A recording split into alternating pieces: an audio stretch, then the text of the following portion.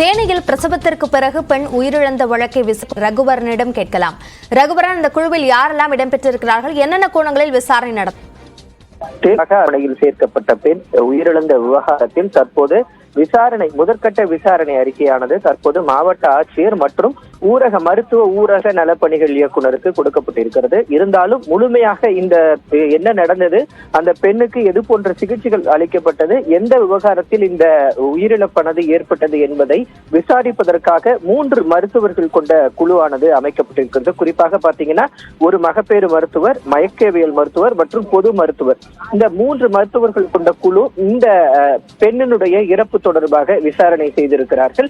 விசாரணை செய்து இன்று அல்லது நாளை மாலைக்குள் இந்த விசாரணை அறிக்கையானது சமர்ப்பிக்கப்பட இருக்கிறது. குறிப்பாக ஏற்கனவே அந்த பெண்ணுக்கு 3 வயதில் ஒரு குழந்தை இருக்கக்கூடிய நிலையில் குழந்தை பிறந்த உடனேயே அவரது உடல்நிலையில் சில பாதிப்பு ஏற்பட்டிருப்பது கண்டுபிடிக்கப்பட்டது. அதனால் குழந்தை பிறந்த அடுத்த 2 நாட்களிலே அவர் உயர் சிகிச்சைக்காக தேனி மருத்துவக் கல்லூரி மருத்துவமனைக்கு மாற்றப்பட்டிருக்கிறார்.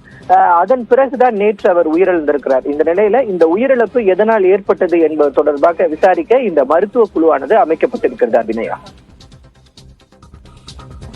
பிரசவத்தில் பெண் உயிரிழப்பு தொடர்பாக மருத்துவ குழு அமைக்கப்பட்டிருக்கிறது. சார்ந்த கூடுதல் விவரங்களுக்கு நன்றி ரகுவரன்.